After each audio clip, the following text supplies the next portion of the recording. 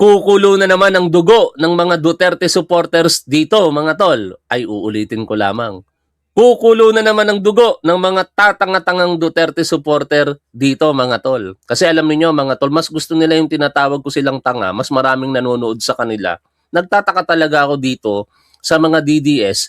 The moment na tatawagin ko silang tanga, lalo silang nanggagalaite, susugod sa aking page, susugod dito sa ating channel. Para hindi ko kayo tawaging tatanga-tanga, huwag kayong manonood sa akin, ganun lang kasimple yon.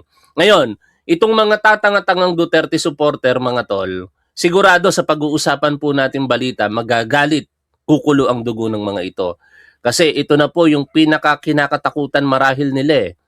Ang finally malaman na po ng publiko kung totoo ba ang mga aligasyon ni dating Senador Antonio Trillanes kung saan partikular na kanya pong sinasabi na mahigit sa 2 bilyong piso daw po ang naglabas-pasok sa bangko nito pong pamilya Duterte, partikular si Sara Duterte. Yan po ay sa bangko na Bank of the Philippine Islands. In fact, yung existence ng BPI account po nila na yan ay hindi po dininay ng mga Duterte.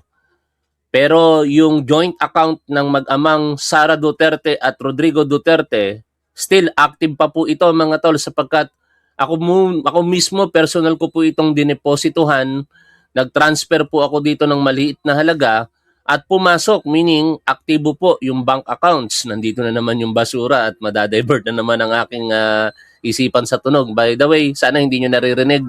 Ano?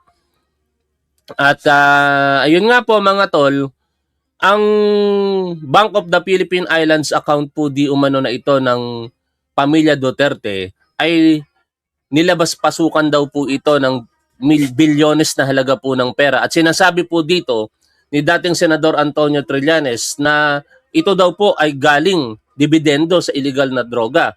I do not know kung totoo po ito, pero yan po ang matagal nang sinasabi sa harapan ng publiko ni Trillanes. Ang problema lamang, protected po kasi ng bank secrecy law ito pong account nila kaya hindi po mailabas ni Trillanes kahit may mga impormasyon po sila.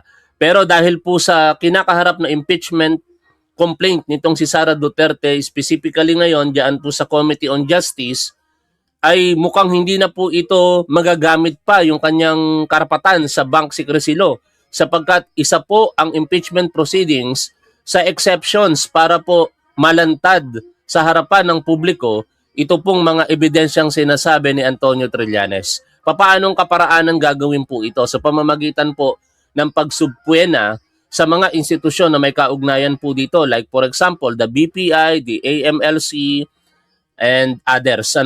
Ngayon, pakinggan, panoorin, reaksyonan po natin ang naging interview dito po kay dating Senador Antonio Trillanes. Po, Sentry, tanong lang natin, no? Kasi nga, di ba, sabi niya nga, tuloy-tuloy ang kanyang pagkakaso. Ano ba yan? Kada labas din ba sa kung saan mang media itong mga Marines at kung sino man yung nag-i-interview sa kanila, damay din ba to? Ganun-ganun ba yun? Yun po ang advice sa akin nung mga lawyers ko kasi bawat isang appearance, isang count daw yan ng cyber libel. Hindi yan yung isang beses kahit 1,000. Oy, baka maligaw tayo. Hindi pa kasi nandoon sa punto na tungkol sa impeachment no? Hindi ko na i-forward. Pero maganda na rin ito sapagkat ito po yung nangyari kahapon. Si dating Senador Antonio Trillanes ay nagsampa po ng panibagong reklamo sa 18 ex-Marines kay Atty. Libito Balicod at kasama na po diyan si Banat Bay or Byron Cristobal at ilang host ng SMNI. Kaugnay po ito sa paninirang puri na ginagawa po nila patuloy kay dating Senador Trillanes. Kasi ang sinasabi ngayon ni Trillanes, sa bawat appearance ng mga nagpapakilalang Marines po na ito, ay kanilang sinisiraan si Trillanes. At dahil doon, yung paulit-ulit nilang pagpapakalat ng maling impormasyon at paninira kay Trillanes ay paulit-ulit din daw pong ipagtatanggol ni Trillanes ang kanyang reputasyon sa pamamagitan po ng pagsasampa ng kaukulang reklamo sa prosecutor, kasi diyan naman talaga magsisimula yan, and eventually kapag yan po ay kinakitaan ng probable cause, aakit po yan sa korte. beses na sasabihin, isang kaso lang.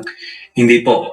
Kung ilang beses sinabi sa ibang forum, ay ganun din yung ganun din dami yung kaso. Pero ano po ba yung ano po ba yung sa tingin niyo po ba merong nasa likod nitong mga ito, nitong 18 ex-Marines? Maliwanag po yan. Base po sa aming initial investigation, galing po sa kampo ng Duterte. Oh. Yung organizer nito, financier, lahat. At ang layunin nga nila, primarily, is yung madungisan yung ICC investigations. Kasi kung maalala ninyo, kinandak nila yung original press con nila, the first press con, sa kasagsagan nung ICC confirmation of charges hearing sa The Hague.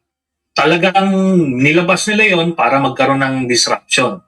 At ang plano nila, parang palalabasin nila na yung kaso sa The Hague kay Digong ay bunga lang ng corruption ng ICC dahil nilagyan sila ng pera. Ito, alam natin, alam lang lahat ng mulat na Pilipino na totoo naman yung mga inaakusa kay Duterte sa The Hague. Libo-libo yung nangamatay ng mga panahon na yun, pinagmamalaki nila yun. Diba? Pati yung mga supporters sila, pinagmamalaki, ginagamit pa yung pambanta dun sa mga kumukontra doon. Tapos ngayon itinatanggi na nila, 'di ba? So, 'yan. Pangalawang objective nila ay ma-preempt ma-divert yung discussion mula do sa impeachment ni Sara, 'di ba? Pangatlo ay ito ay destabilization, they were hoping na nung lumabas yung 18 na dating sundalo, ang mangyayari ay magdudulot ito ng pagpatalsik sa administrasyon ni President Marcos. 100% fully agree ako sa observation ni dating Senador Antonio Trillanes. Tatlong motivation ang nakikita ko rin, katulad po sa kanya, diyan po sa paglabas nito pong 18 ex-Marines. Ulitin lamang po natin yung mga sinabi niya, Una, para po i-divert ang atensyon ng publiko at impluwensyahan ang nangyayaring proseso sa International Criminal Court kung saan kumakaharap nga po ng crimes against humanity ito pong si Rodrigo Duterte. Pinalalabas kasi ng 18 ex-Marines po na ito na kayang suhulan ang ICC prosecution at dahil po sa panunuhol na yon, wala daw pong integridad at kredibilidad ito pong prosecution sa ICC. Pangalawa, yung pinag-uusapan na po nating impeachment, Ayaw na ayaw ng mga Duterte na patuloy po itong tinatalakay ng publiko bagkos ang gusto nilang pukusan yung sinasabing korupsyon sa kasalukuyang gobyerno na hindi naman dinidenay ng ating Pangulo at ng publiko. Talagang talamak po ang korupsyon sa kasalukuyan pero ang mahalaga, may ginagawa po ang kasalukuyang gobyerno sa pangunguna ng ating Pangulong Bongbong Marcos. At ikatlo, syempre, yung talagang pagnanais na po nila na mapatalsik si Pangulong Bongbong Marcos at iluklok sa pagkapangulo itong si Sara Duterte. Patuloy po natin pakinggan si Trillanes dito, mga tol. So yan yung mga layunin nila. Kaya tinayaan nila, tinodo-todo na nila yon. So na-identify na namin kung sino yung nasa likod niyan. At ngayon, malapit na, malalaman na rin natin yung buong storya. Kung sino yung nag-alok, magkano yung inalok, ano yung mga pinapasabi, kapalit nun, etc. So, konting tayo na lang po at isa-isa nang bibigay ang mga yan. Nabanggit niyo po yung impeachment. Lumipat naman tayo, Sentry, Ibang topic naman, ibang topic Sentry. naman. Oo, dahil nga doon sa impeachment, go ahead, partner, baka may tanong ka. Baka excited ka itanong to. Yan na. Tingnan natin ulit, At alam kong nasa Ito na ang kinakatakutan ng mga tangang Duterte supporter. gut na rin naman to ni Sentry. Pero tignan natin kung ito pa rin yung stance niya, Lalo na magsisimula na nga yung hearing, di ba? So, Sentry, sabi nga nung deliberation on sa substance, willing daw kayo na humarap dito sa hearing according to Congressman Laila De Lima. Ganito pa rin po ba yung opinion ninyo o yung stand ninyo ngayon? Opo, tayo po ay nasabihan na magiging testigo ako dito sa impeachment. So, naghanda na rin ako ng aking presentation. Pero ang mangyari nito, ako lang yung pambungad, no? But eventually, iba't ibang mga testigo ang kukunin pa rin to validate or corroborate yung aking mga sasabihin. Isa na nga dito, yung yung tungkol sa bank accounts, as iba't ibang ahensya na mismo ang magpapatotoo nung mga aligasyon na sinabi ko. So, mga official documents na yung lalabas to validate yung mga statements na mga allegations ko simula pa noong 2016. Dito ako curious, mga tol. Kasi alam naman natin na ang mga Duterte supporter, marami sila pero hindi na sila nadadagdagan. Bagkos nababawasan. Sa isang post nga nitong si Lovely Granada, nabasa ko nitong nakaraang araw o kahapon, na yung kanyang solidong kapatid sa DDS, no? I'm sorry, mali yung pagkakasabi ko. Yung kanyang kapatid na solid DDS ay natauhan na po. Si Lovely Granada, puntahan natin, no? Naku-curious ako ngayon kung ito bang mga DDS ay matutulad dito po sa kapatid nito pong si Lovely Granada. Yan sabi niya po dito, yung isa kong ate who remained the only DDS in my family or PAM, sinumpa na ang mga kapwa DDS at si Duterte after seeing Bugris content. I do not know kung ano yung Bugris content eh. Thank you DDS for being so baboy. Nauntog sa katotohanan ang ate ko. Kayo na lang ang naglolokohan. Marami na ang namulat. O yan Kaya ang tanong ko ngayon, at ako'y curious, kung lalabas na totoo ang mga alegasyon ni Trillanes dito kay Sara Duterte na meron po itong bank accounts na nagtataglay ng labas-pasok na bilyones na pera, Duterte supporter pa rin kaya sila? No? Kasi kung mangyayari yun mga tol, sobrang katangahan na talaga nun.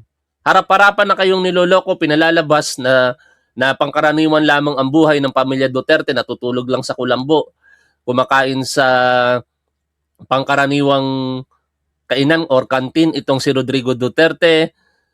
Tapos, lalabas na napakayaman pala nila. Ibig sabihin, niloko kayo ng harap-harapan. Kaya yan ang iniisip ko ngayon kung ano ang mangyayari dito sa mga DDS. Kung mananatili pa rin silang solid Duterte. Tuloy po tayo dito. So, ibig po sabihin, Sentry, posible maisalang na kayo sa Wednesday sa pagsisimula ng pagdinig? Hindi pa yata, baka sa April pa. Sa April pa. Oo. So, parang review lang ito, para lang doon sa mga kababayan natin na nakalimot na yung primary allegation. Yun pala ang ibig sabihin nun. Sabi ni Arce Sarino, Bugres, it means, pasensya na sa kumakain alam nyo na siguro, na sumabog. Baka may kaugnayan iyan doon sa igit issue kay Tio Moreno. Tuloy tayo dito. Ko ay yung tungkol sa pagkakaroon ni Sara Duterte ng ill-gotten wealth more than 2 billion pesos sa bank accounts niya. Sila ni mag-asawang Manscapio. Tapos bukod doon ay meron akong nakita na mga dividendo na nakukuha nung Duterte family. Lahat sila, individually, nakakatanggap ng dividendo mula sa isang drug lord.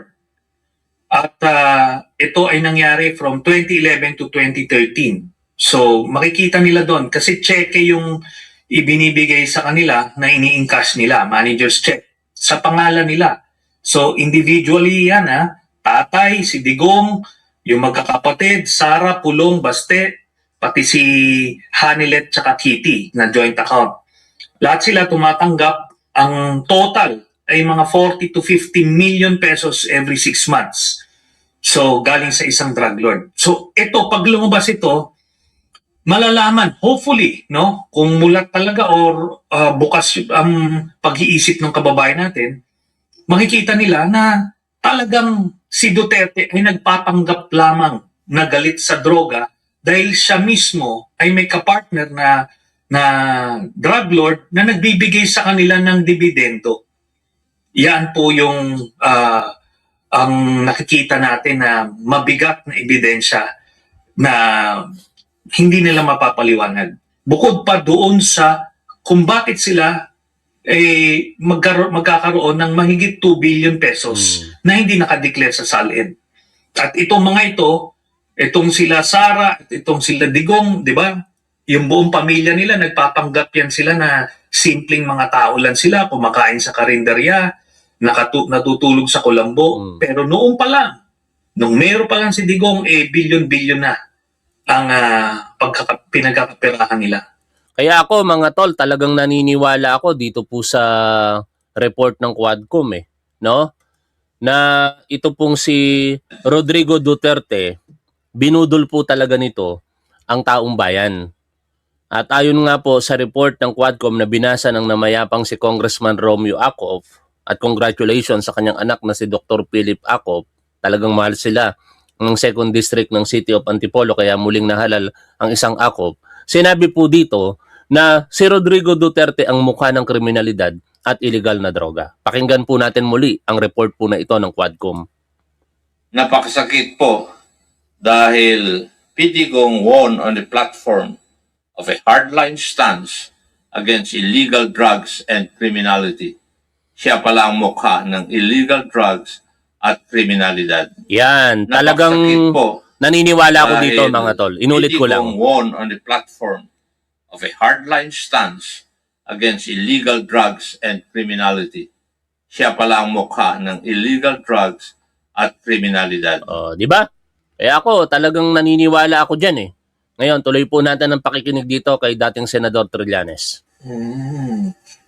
Pero ito pong si Attorney Dino De Leon, ang isa sa mga hamon niya ngayon kay VP Sara Duterte, pumirma na ng bank secrecy waiver. Para makita na ngayon pa lang, sa tingin niyo po, tama lang, nararapat lang na pumirma na rin ng bank secrecy waiver itong si VP Sara Duterte? Kung wala siyang tinatago, pipirmahan niya yan. Pero noon ko pa hinahamon niyang pamilya na yan. Noong 2016, tapos habang presidente si Digong, kung maalala ninyo, si Duterte, inakusahan ako na meron daw akong foreign bank accounts. Tapos pumirma ka agad ako noon sa waiver. Tapos hindi lang yun, ako huminto ron, dinala ko pa yung media doon mismo sa bank branch na sinabi ni Duterte na meron akong foreign bank accounts. O, di ba ganyan kasi dapat ang normal reaction mga tol. Inaakusahan ka na meron kang tagungyaman sa mga bangko. Ang normal thing na gagawin mo, kung hindi totoo yan, ikaw na mismo ang magpupursige. O tara, punta tayo dito sa bangkong sinasabi mo. At ako ipipirma ng waiver kasi hindi totoo yan. Pero, in contrast, pagka ang Duterte ang inaakusahan, hindi nila kayang gawin yan. No? Makailang beses na hinamon ni Trillanes itong pamilya Duterte na i-waive ang kanilang karapatan sa bank secrecy law, hindi nila kaya. At ang pinaka-ultimate test dyan, nung pagharap nitong si Rodrigo Duterte sa Quadcom, kung saan, nung una, ang yabang-yabang ni Rodrigo Duterte na may pasabi-sabi pa siya na kung meron daw at least an iowa of truth, no, or kakatiting na katotohanan na nagsasabi ng totoo itong si Trillanes, magre-resign daw siya. Hindi pa naman siya mayor nung time na yon dahil di pa naman tapos ang halalan. Tapos, ang kanyang buong pamilya daw ay pagre-resign din. Ito na ang siste. Sabi ng Quadcom, willing po ba kayo na i-prepare na po natin yung waiver? Pirmahan nyo po para makapag-proceed tayo. Aba, nag-iba tono ni Rodrigo Duterte at gusto na manampal.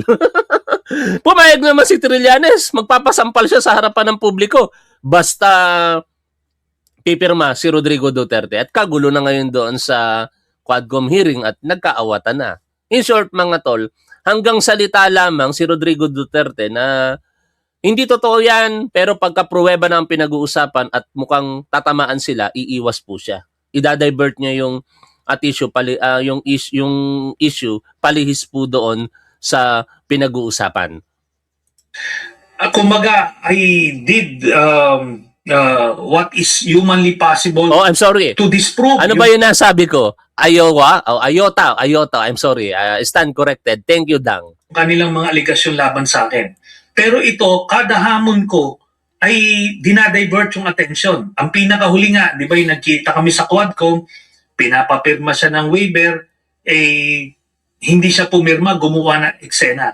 Ando doon sa likod si Sara Duterte, hinahamon ko sila. Andito na sila, pakita nila sa mga supporters nila na talagang bulag na bulag ang pag-iidolo sa kanila. Pakita nila na maayos talaga sila. Kaso nga hindi nila gagawin yan kasi alam nilang totoo yung sinasabi ko.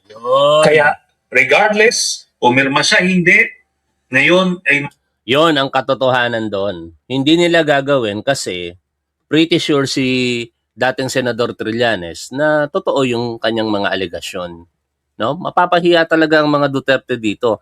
Kaya nga babalik ako doon sa sitwasyon na sinasabi ko kanina. Paano na kung malantad na ngayon sa harapan ng publiko na bilyones pa lang naglabas-pasok sa account ng pamilya Duterte na itinatanggi nila? Ano na ang magiging stand ninyo mga Duterte supporter? Sasabihin nyo pa rin bang sinungaling si dating Senador Antonio Trillanes? malalabas na yan dahil sa impeachment.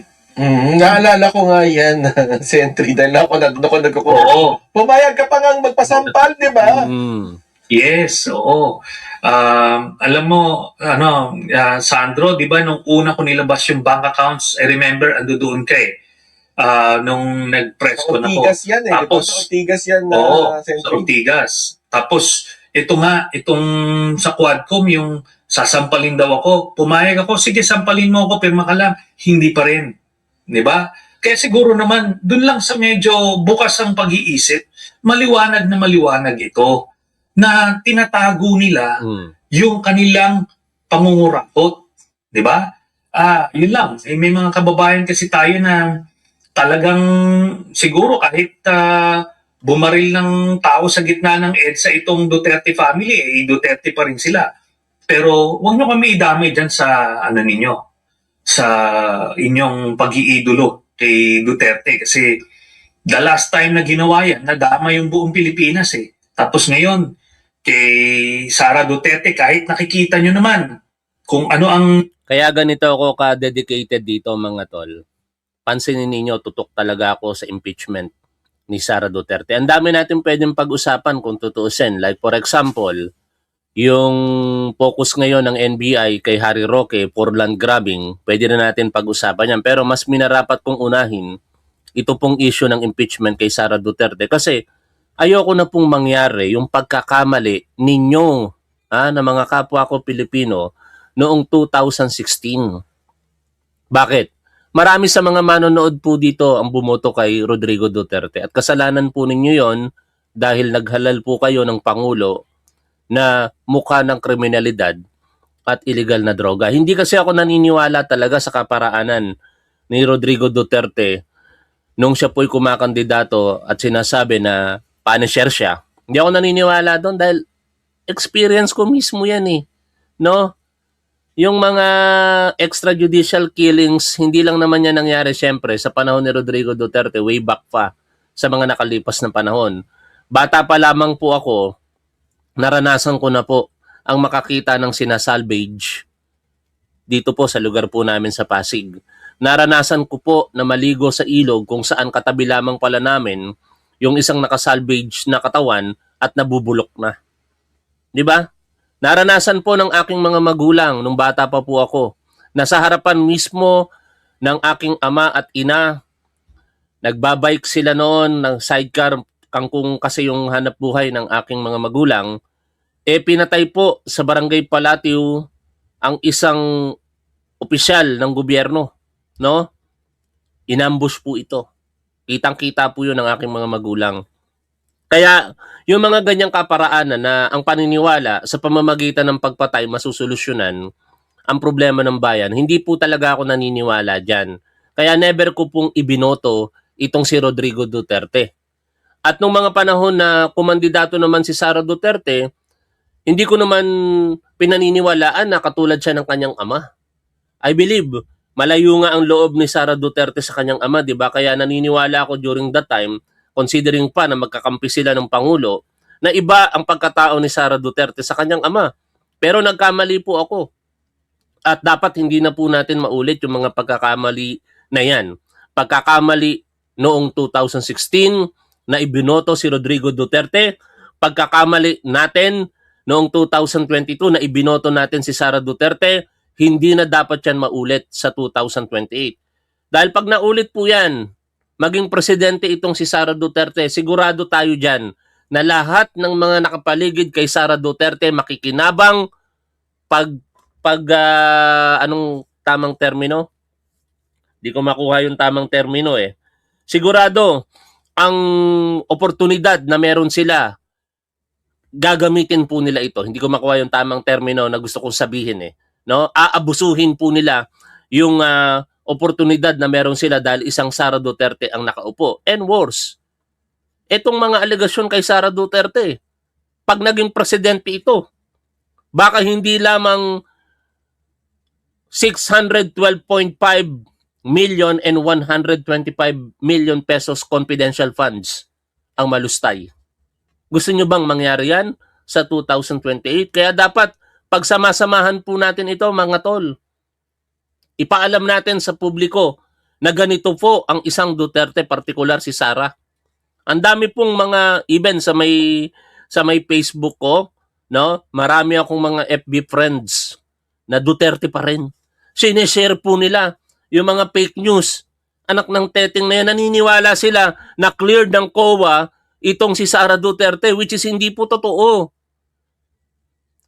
Yung disallowance notice laban kay Sara Duterte ng COA, inapila lang nila yon. Nakaapila lang ngayon, pero hindi po kiniklear ng COA si Sara Duterte. At nakakalungkot na mga kaibigan ko, may mga kamag-anak pa ako na gano'n ang paniniwala. At to be honest with you, kung nakikinig man kayo, mga kaibigan ko at mga kamag-anak ko, wala akong tiwala sa isang Duterte supporter. That's why kung nag-PPM kayo sa akin at hindi ko na kayo sinasagot, I'm sorry. Nawala na ako ng tiwala sa isang DDS. Kahit kamag-anak ko pa kayo, kahit kaibigan ko pa kayo, kung DDS kayo, wala na akong tiwala sa inyo. I'm sorry to say that. Pero nagpapakaprangka lang ako. Bakit? Grabe. Every now and then, nakaka-receive ako ng threat sa mga DDS. Hindi ako natatakot. Pero tinitake ko yun seriously. No? Hindi ako natatakot mamatay. Pero, ang kinababahala ko, papaano ang aking pamilya pagka may nangyari sa akin. 'Di ba? Ang hirap pagkatiwalaan ng mga DDS ngayon, mga tol. Mga balik harap ito. Kahit kaibigan ko kayo, kahit kamag-anak ko kayo, kung kayo isang DDS at kung naririnig nyo ako ngayon, huwag nyo na akong kausapin hanggat hindi nagbabago paniniwala ninyo sa mga Duterte. Harap-harapan ng inilalantad sa inyo ang mga ebidensya, hindi pa rin kayo mamulat sa pagsamba ninyo sa mga Duterte. Balik po tayo dito sa pakikinig kay Antonio Trillanes. Mga problema ni Sara, ano pa rin, humahanga pa rin sila. Hindi kami papayag. Hindi rin ako papayag na idamay niyo ulit yung buong Pilipinas niya sa ninyo, idolatry ninyo. Nako, speaking of idolatry nga, no, Sentry, anong reaction kaya natin doon sa latest survey na bumabaraw yung bilang ng mga Gen Z na sumusuporta dito sa ICC probe kay dating Pangulong Duterte? Iyan kasi bunga ng ng propaganda war, no? Aminado tayo na ang mga Duterte ay talagang naikamada nila na maayos yung social media machinery nila. Kaya nakita nyo, di ba? Kaya nga siya naging presidente dahil kaliwat kanang fake news yung kinalat nila tungkol sa kanya na positibo, tapos kaliwat kanang negatibong mga fake news ang nilalabas sa mga kalaban. 'Di ba? Yun na yung kulambo na yan. Saan ka makakakita? Sino ba namang politikong magpapapicture ng natutulog na nakakulambo? tapos ipapapost mo. Di ba? Alam mong panluloko pero maraming naluloko So yan lang po ang ano niyan. Pero ito kasi pag nagsimula yung impeachment, ito kasi unfiltered ito. Makikita ng mga kababayan natin, yung mga susubaybay, diretso yung ebidensya sa kanila. Wala nang filter, walang fake news, walang makakalihis ng atensyon. Pag lumabas yan, sigurado ako, bababa yung suporta sa mga Duterte kasi maraming mamumulat yan for sure. Yung mga blind followers ni Duterte, bahala na kayo dyan. Ako di ako naniniwala naman sa survey na yan, mga tol. Kasi Gen Z mismo anak ko no? At karamihan ng mga Gen Z na nakakausap ko, dahil teacher din naman ako before, ayaw nila sa mga Duterte. Ayaw din nila sa mga Marcos. No? Hindi, to be honest with you, mga tol. No, ako PBBM supporter ako Ang gusto nila pink. No? Ang daming mga Gen Z na gusto pink. Anak ko. No, mga kaibigan niya. Ganun kasi yung sitwasyon ngayon. No, kasi kanya-kanyang naratibo yan No, syempre, to be honest with you, mga tol, tayong mga PBBM supporter at mga Marcos loyalist, karamihan sa atin ang edad 40 pataas. Di ba? Oh, ang dami nga nating manonood dito, mga senior citizen, mga Marcos loyalist Pansinin ninyo, may nanonood ba sa akin na Gen Z? Halos wala. Kasi mga pink karamihan. Tapos sasabihin ng mga Duterte, ang mga Gen Z supporter nila. Kalokohan po yun. No? Ito, nakabase ako sa experience. Baka masaktan kayo, mga loyalista at mga kapwa ko PBBM supporter. Wala halos manonood si Top 1 na ang edad 25 pababa. Karamihan ng mga manonood ni Top 1 ang edad 40 pataas. Most of you, mga senior citizen, kasi mga loyalista. Nakikita ko yan sa demography ng aking FB profile. Maliban kung magsisinungaling yung mga profile na ginagamit nyo sa inyong edad. Di ba, mga tol? O ngayon, ano ang ine-expect po natin dito po sa darating na pagdinig? Bukas na po ito. Ha? Bukas na po. Kauna-unahang pagdinig para madetermina kung ano ba yung mga ebidensya ng bawat panig sa mga complainant at saka sa depensa. Pero malamang sa malamang, si Sara Duterte hindi po ito magpapakita dyan. Pakinggan natin ang interview kay Congresswoman Jinky Luistro ni Corina Sanchez. Makakausap natin ngayon House Justice Committee Chairperson Jerby Luistro. Magandang gabi po sa inyo, Congresswoman. Evening, Corina, and thank you for having me in your program. Opo, so yung asahan po nating impeachment hearing sa Miyerkules, paano po yun kung hindi sumipot si VP Sara? Dahil ang sabi nga po, kailangan naroon po siya. Hindi po pwedeng tulad sa ICC. ICC ba? ICI? Yung wala po doon yung Pangulo noong siya ay dinidigang kanyang kaso. Pag hindi po siya sumipot, paano? Well, Miss Corina, yung presence niya during the hearing proper is part of her right to due process, no? That being her right, it only means na prerogative niya whether to come or not to come. But of course, from the perspective ng sambayanang Pilipino, matagal na nating hinihintay ang kasagutan ng Vice Presidente sa mga alegasyong ito. So for us in the committee, we will truly appreciate if she will come and actively participate in the hearing proper. So she has a choice pala. That is correct, Corina. She has a choice. Okay, so opinion lamang yung hindi pwede siyang hindi magpakita. May mga nagsasabi pong taktika lang daw ng bise, yung pag-anunsyo po niya ng pagtakbo bigla, at napakaaga sa 2028, para sa lagin o pahinain itong impeachment kasi marami daw pong mga matatakot dyan po sa mababang kapulungan. Well, that is a possibility, no? Yung epekto ng kanyang pronouncement of her intention to run in 2028 with respect to the decision of the justice members and even of the House members on this impeachment. But time and again, I wish to remind my colleagues This is our constitutional duty. So we have to hear it in line with our fidelity to the sovereign Filipino people, not to the president, not to the vice president, but to the sovereign Filipino people. May mga allegation din po, matagal na po rin namin narinig. Makasingit lang ako. Yan, umamin na kayo ha. Mga tol, siyempre, dito sa programa natin, lahat kayo, regardless sa age po ninyo, mga tol, mga kapatid ko po kayo. Pero kapag ka nagkita-kita po tayo ng personal, either ate, kuya, nanay, tatay ko kayo. Si Mami Best Friend at Chicharon Bulaklak, siyempre, sina Kuya Froilan Solis, sina Maring Yayadab, mga na-meet ko na yan, sino-sino ba? Napakarami na nila eh. Actually, nagkaroon lang ng mga problema before eh. Pero marami na akong na-meet na mga ate at kuya ko dito po sa social media. At ako'y talagang naniniwala, maibalik ko lamang, na ang mga henerasyon po ng Z, kung tawagan, Gen Z, karamihan po dyan kakamping. No? Kakamping po talaga ang marami dyan. At isa pong patunay dyan, ang anak ko at ang mga kaibigan niya at ang mga estudyante ko. No? Pero hindi ako naniniwala na maraming Gen Z sumusuporta sa mga Duterte. Matatalino ang mga Gen Z ngayon. No? Kaso lang mga mapupusok, mga ika nga maramdamin din, no? Kapag ka talagang alam nila na sila'y tama, ipaglalaban nila. Hindi na uso yung panahon natin noon na kapag kahit alam nating tama tayo, yuyukod tayo sa ating mga magulang eh. No?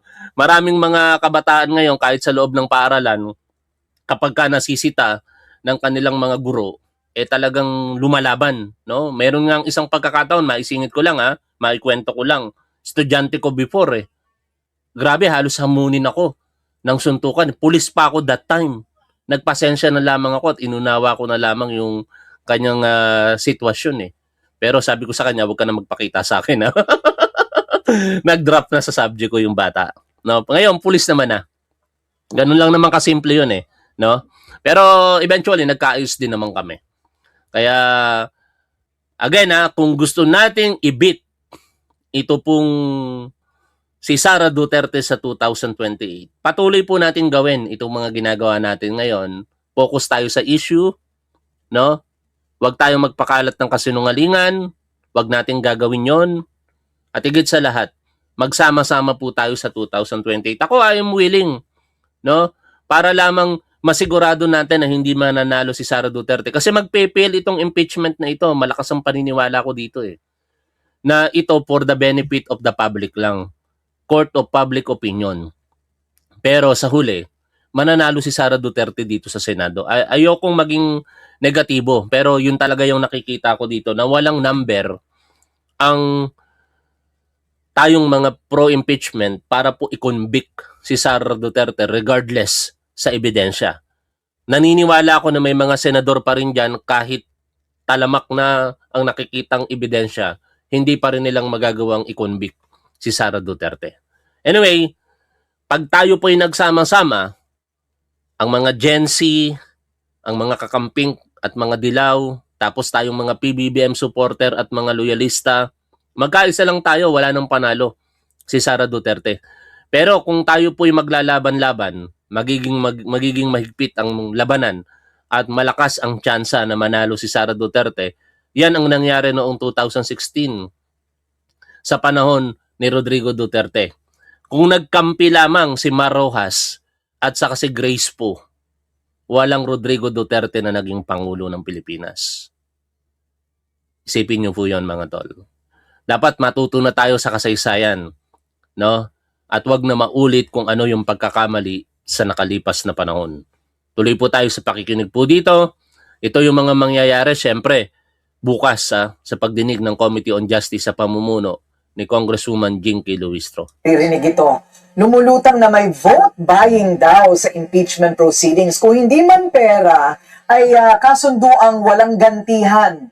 At papatawarin na daw lahat ng mga bumoto noong siya'y in-impeach nung unang beses. Basta't wag lang daw bumoto ngayon, all is forgiven, at hindi po sila gagantihan kapag naupo po ang bise bilang presidente. I actually, with respect to the influence coming from the leadership, I vehemently deny having experienced any influence coming from the leadership, no, Corina?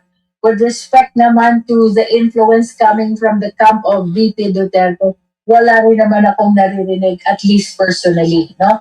So for me, as Justice Chair, isa lang ang focus ko, to be able to come up with an orderly and organized proceeding in a way that the Filipino people will understand. After all, this impeachment process is an extraordinary power that is given to the Filipino. May nag-private message sa akin na DDS. Sabi niya, yung mukha na yan hindi bayad. Talaga nga naman. Pero nung tiningnan ko yung mukha niya, mukhang adik. Tingnan nyo naman yung mukha nito. No? Oh. Mukhang adik. Bata pa. Pero asarin natin. Tatawagan ko. Singit lang natin. Gusto ko na nga asar ako ngayon eh. Yan. Tawagan natin. No? Ayaw kumunik eh, oh. Tinatawagan natin. Wala, ayaw kumunik. Di niya pa nasisin. Talaga nga naman tong mga tatanga-tangang DDS, oh. But anyway, mga tol, tuloy lang tayo rito sa ginagawa po natin. At isa sa mga naratibo ng mga Duterte at supporter nito na nababayaran daw po itong mga kongresista kaya sila nagpupumilit na i-impeach itong si Sara Duterte. Tulad ng paniniwala ni Congresswoman Jinky Luis, hindi ako naniniwala dyan. No? Paano babayaran? Unang-una, ano ang ibabayad? Mga proyekto? Kahit naman hindi sila pumabor sa impeachment, magkakaroon naman ng proyekto itong mga kongresista na ito. No? Kung may mga bayaran, sa huli dapat patunayan nila. Pero dito malinaw na pananagutan ang hinahanap po natin dito. Kasi kung walang kasalanan si Sara Duterte, kung tutuusin, napakasimple nga lang nito. Sasagutin niya ito eh. Pero bakit sa nakalipas po na mga panahon, hindi niya sinasagot? Lagi nilang dinadaan sa teknikalidad. Last year, technicality. Ngayon, technicalidad na naman. May interview kay Michael Powa at ito yung sinabi niya. Fishing expedition lamang daw po ang ginagawa ng House of Representatives. At yan ay hindi po totoo. At salamat at may mga katulad po ng Fiscal EJ na itinutuwid yung mga baluktot na pangangatuwiran ng mga abogado na sumusuporta dito po kay Sara Duterte. Pakinggan po natin ang vlog na ito ni Fiscal EJ. Ang Committee on Justice, sa aming pananaw, ang role niyan is akin to isang prosecutor. No? Pag magpa-file ka ng isang criminal case before the fiscal or the office of the prosecutor, ang gagawin niyan is to determine probable cause. So, titignan niya ngayon yung complaints, and they have to be limited to the four corners of the complaint as well as the pieces of evidence or affidavits that are attached to that complaint. And based on that, they will now evaluate kung sa tingin nila may probable cause to then transmit these complaints as articles of impeachment to the Senate. You know, we've heard statements that the evidence is overwhelming. For example, hindi ba? Kung overwhelming ang evidence, why are we now hearing also statements that subpoenas will be issued for additional Yan yung straw hat policy argument, ano, or red herring, no? Sinasabi nila bakit ngayon lang? Hindi nila dapat bilang abogado mas siya ang nakakaalam niyan eh. Kaso lang syempre, hindi nila sasabihin na gano'n ang sitwasyon kasi hindi pabor sa kanila. Pero ang katotohanan, kung bakit ngayon lamang, kasi ito lang talaga yung pagkakataon para mailabas ang mga ebidensya na yan dahil protected po ng batas. At hindi mailalabas yan kung walang impeachment. Dito, mapapakinggan po ninyo ang tama. At mali ito pong si Powa. Documents, etc. So, it's a bit contradictory on our part. No? Kung overwhelming ng evidence, then let's evaluate the evidence that were attached to the complaints. And from there, perhaps a determination on probable cause could already be made. Good day po sa lahat. Si Fiscal EJ po ito. Question. Is the House Committee on Justice really going on a fishing expedition? Sabi ni Attorney Michael Powa at ng kampo ni VP Sara, bawal daw magsubpina ng bagong ebidensya ang Kamara. Ang argumento nila, dapat limitado lang daw ang committee sa kung anong naka-attach sa original impeachment complaint. Pero as a lawyer, when you look at the rules of the House and even the DOJ's own rules, you will see na hindi tumutugma ang lohika ni Attorney Poa sa ating batas. First, let's talk about the process. Hindi ito parang magic na diretso trial agad. Impeachment in the House follows a strict 4-step ladder. Step number 1, sufficiency in form.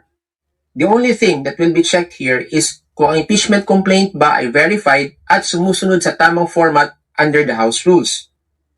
Step number 2, sufficiency in substance. This is the face value test. The only question to be determined here is, assuming the allegations in the impeachment complaint are true, do they constitute impeachable offenses? If the answer is yes, then the Committee on Justice will declare the impeachment complaint sufficient in substance. Take note, wala pang timbangan ng ebidensya rito. The law only requires a recital of facts that points to a specific offense. Step number 3, sufficiency in grounds. Here, the committee will check kung may sapat ba na basehan para ituloy ang kaso. After the VP files her answer or after the exchange of affidavits and relevant documents, the committee determines if the complaint alleges sufficient grounds. If not, the case ends here. Sa kaso ni VP Sara, the committee already found the complaint sufficient in form, substance, and grounds. Ibig sabihin, na-comply na ang steps 1, 2, at 3. At present, andito na tayo sa step 4, which is the hearing proper. Ito ang pinaka-crucial, ang evidentiary stage. This is where the committee conducts hearings to determine probable cause. Dito na ang totoong bakbakan ng ebidensya. Sinusuri na ang bawat dokumento at testimonya para malaman kung dapat na ba itong iakyat sa Senado. Under the House rules, the committee has the power of compulsory process. Ibig sabihin, may kapangyarihan silang mag-issue ng subpoena para pilitin ang pag-attend ng mga witnesses at makuha ang mga mahalagang dokumento. Para pilitin ang pag-attend ng mga witnesses at makuha ang mga mahalagang dokumento. Tandaan po natin yon. Kasi may mga dokumento na hindi po kayang kuhanin unless ito po ay iaalaw po ng batas. At ilan po dyan ang mga bank records nitong si Sara Duterte na ngayon dahil po sa compulsory power na meron ito pong Committee on Justice through subpoena dahil exceptions sa rule ang impeachment proceedings, hindi na po mapipigilan yung paglalabas ng mga ebidensya na ito. Na ngayon, ang ginagawa na lamang na dahilan ng kampo ni Sara Duterte, palalabasin sa harapan ng publiko, na ito po ay pangingisda ng mga ebidensya. Maling-mali po iyon. At ang tama rito, ito pong ipinapaliwanag ni Fiscal EJ. Now, let's go to the main point of contention, the subpoena. Under Rule 3 of the House Impeachment Rules, the committee during the hearing may examine the evidence, hear witnesses, and most importantly, issue compulsory process. This means the committee can issue a subpoena ad testificandum to compel the attendance of witnesses like Ramil Madriaga and or a subpoena duces tecum to secure documents like bank records and COA reports. Ang contention ng kampo ni VP Sara na ang evidence lang na naka-attach sa complaint ang dapat tingnan ay highly erroneous. Why? Dahil mayroon tayong bank secrecy law. They are demanding that evidence be attached at the start, even though the bank secrecy law makes it a crime to access that evidence even before the case begins. Now, under Section 2 of that law, bank deposits are absolutely confidential except in cases of impeachment. This means such evidence cannot be readily available or attached to an initial complaint because the law forbids it, unless a trial or impeachment is already underway. By law, legally shielded ang mga records na ito mula sa publiko. Kaya it is legally impossible para sa isang complainant na i-attach ang bank records sa kanilang initial complaint. You see? Sabi ng company, Di ba mga tol? Tapos sasabihin nila, dapat naka-attach na kagad. Hindi nga pwede. It is illegal. No? Uulitin ko, hindi naaayon sa batas kung magkakaroon kagad ng attachment ng bank records sa mga ebidensya laban kay Sara Duterte for now. Unless ito mismo ay manggaling sa mismong institusyon. Kasi pwede naman talagang makapag-acquire eh. ng intelligence itong si Trillanes. Yung mga pinapakita niyang bank accounts na yan, maaaring meron na siya. Hindi niya nga lang pwedeng ilabas dahil lalabag po siya sa bank secrecy law. Pero since ang impeachment proceedings ay exceptions, ano ang maglalabas nito mismo? Yung mismong institusyon na at hindi si Trillanes. Yun yung compulsory process dito na pilit binabaluktot at nakakalungkot dahil isang abogado, ito pong si Attorney Michael Powa.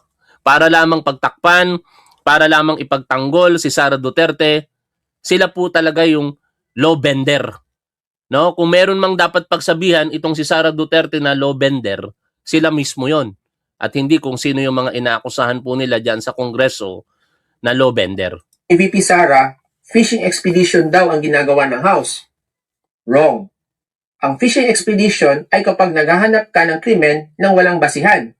But when there is a credible allegation of unexplained wealth or mismanaged funds, ang power of subpoena ang nagsisilbing primary mechanism ng ating rules. Ito ang bridge o tulay sa pagitan ng isang verified allegation at ng production of confidential documents. Ang subpoena po ay hindi fishing. It is actually the legal key na nagbubukas sa pinto na sadyang pinatiling sarado ng bank secrecy law.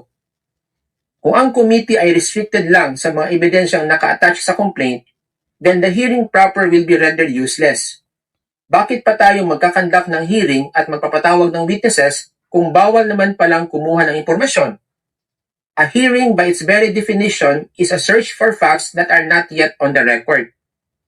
Ang impeachment po ay hindi laro ng taguan. It is a search for the truth, and the rules are designed to bring that truth to light. Attorney Powa often likens these proceedings to a preliminary investigation before a prosecutor or a fiscal. Sabi niya, ang fiscal daw ay limited lang sa kung ano ang ebidensya na naka-attach sa complaint. But here's the reality. He is wrong.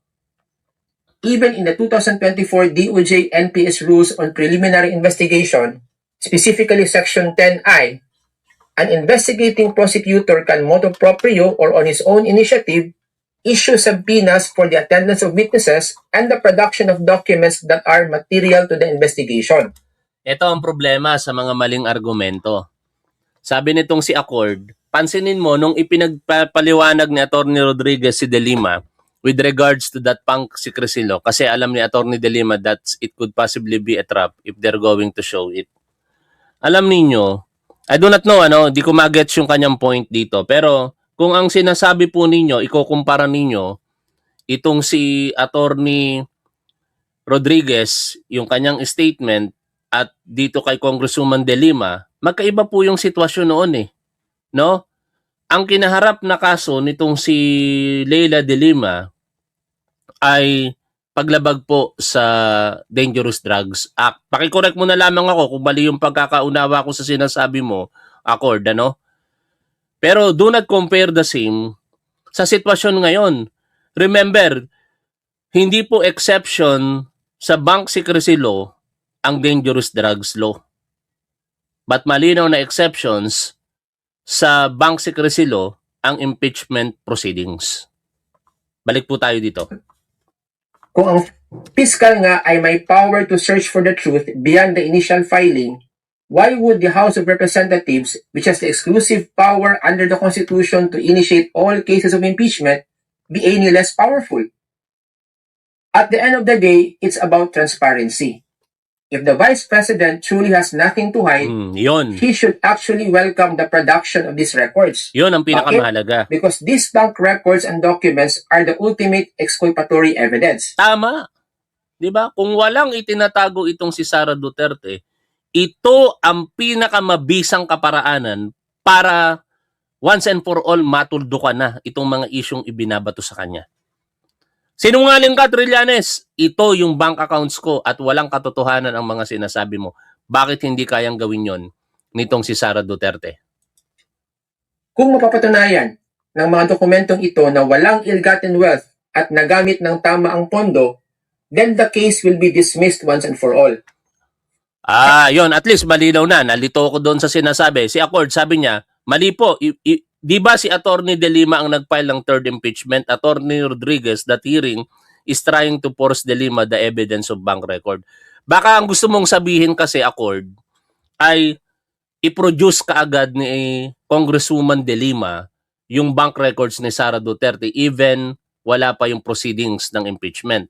Sana ganun yung pagkakaintindi ko Kasi kung ang sinasabi mo, can you rephrase your statement and make it direct to the point, Accord? Kasi yung framing mo ng pananalita, in my understanding, parang kinukumpara mo yung sinasabi ni Attorney Vic Rodriguez sa mga proceedings na nangyayari ngayon dito po sa impeachment laban kay Sara Duterte. Make it direct to the point at sabihin mo ng ganito siguro. You should say na si Congresswoman Leila De Lima ay kina-challenge nitong si Attorney Vic Rodriguez para ilabas ng mas maaga yung mga ebidensya ng bank records kay Sara Duterte on the point na maipakita agad dito sa publiko. Pero syempre, ang punto, hindi pwedeng gawin yun ni Congresswoman De Lima dahil merong tamang proseso na pagdadaanan yan at yan po yung impeachment proceedings which is an exceptions doon po sa rule on bank secrecy. I do not know kung nagkakaintindihan tayo.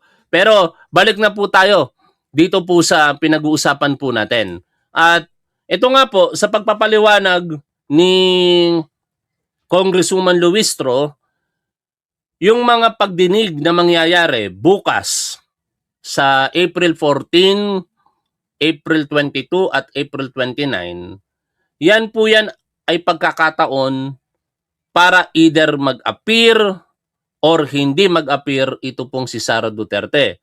Pero ang point, pagkakataon niya talaga yan para mag-appear and once and for all, sagutin na yung mga issue na ibinabato sa kanya.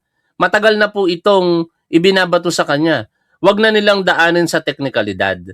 Instead, kung sasagutin niya ito sa harapan ng publiko, tapos na ang issue na ito. Kung hindi totoo, nagkamali tayo. At siguro, deserve ni Sara Duterte na mag-apologize tayo sa kanya kung hindi po totoo ang mga akusasyon na ibinabato po sa kanya. People. So maikli na lamang po, 1, 2, 3, ano po ang aming maaasahan na magaganap sa Miyerkules? Okay, so this hearing proper is intended really for the presentation of evidence of both the complainant and the respondent. Pero Corina, merong mga pending matters before us that we will be acting on. One is the request of Congressman Shell Jokno for subpoena of documents from AMLA, PICOA, NBI, Ombudsman. No? Second is the petition of Kong Chel Jokno for protective custody of Ramil Madriaga. And of course, the other one is the concern on the conflict of interest in view of the entry of appearance of Attorney Powa and Attorney Monsayak. At least these three will be addressed on Wednesday before we start the presentation of the evidence. Okay, so sa unang araw, parang preliminaries. So definitely, I guess, in the first day, baka hindi po sumipot si VP Sara. What happens then? Tuloy-tuloy pa rin because it's her right to appear or not appear. That is correct, Corina. Yung pagdating niya sa hearing proper, choice na yon, prerogative na yon, karapatan niya yon. But then again, of course, kamukha ng sinabi ko kanina, matagal nang pending itong mga aligasyon ng confidential fund. Diba? Choice niya, karapatan niya yon. Pero ang punto kasi dito, kung gusto mong matapos na ang mga ibinabato sa'yo, harapin mo na ito, Sara Duterte. No, promise. Kung mali ang mga akusasyon sa'yo, titigilan na kita. No? O, sino ba naman si Top 1? Pero, hindi naman tayo pinapansin ni Sara Duterte, syempre. Pero yung mga trolls niya, yung mga DDS, pinapansin tayo. In fact,